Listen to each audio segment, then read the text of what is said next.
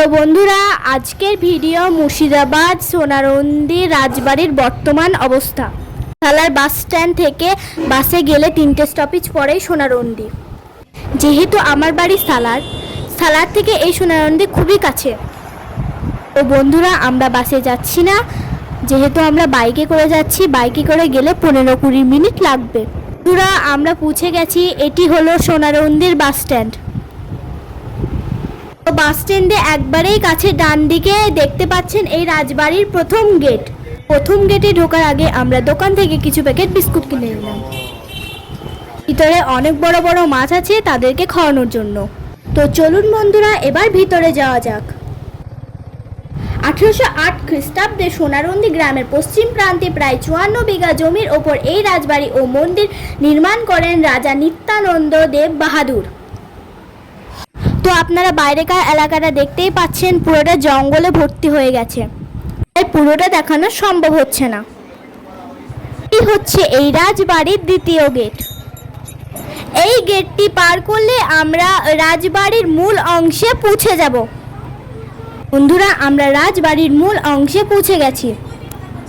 আপনারা এই ছোট্ট লোহার গেটটিকে দেখতে পাচ্ছেন। এই গেট দিয়েই আমরা যাব সেই পুকুরের কাছে, যেই পুকুরে অনেক বড় বড় মাছ আছে। তো আসুন যাওয়া যাক। শুন বন্ধুরা, অনেকেই যাচ্ছে, চলুন আমরা যাই ঐতিহাসিক পুকুরে। তো এই সেই পুকুর যেখানে অনেক বড় বড় মাছ আছে। তো আসুন দেখে নেওয়া যাক মাছগুলি কিভাবে খাবার খায়। প্রতিদিনই এখানে অনেকে আসে মাছ দেখার জন্য। তো এই মাছগুলি এতটাই মানুষ প্রিয় যে মানুষের হাত থেকে কিভাবে বিস্কুট খাচ্ছে সেটা আপনারা দেখতেই পাচ্ছেন। তো এই মাছগুলি বছরের পর বছর এই পুকুরেই থেকে যায়। এই মাছগুলিকে ধরে খাওয়া হয় না।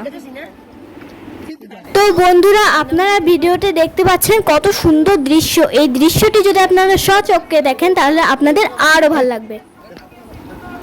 বন্ধুরা দেখুন, মাছগুলিকে দেখতে কতটা সুন্দর লাগছে এবং ওরা কি সুন্দরভাবে বিস্কুট খাচ্ছে। বন্ধুরা, এর থেকে আরো বড় বড় মাছ আছে যেগুলো এই সময় দেখা যাচ্ছে না। এই দুটি হচ্ছে পুরনো কামানের অংশ।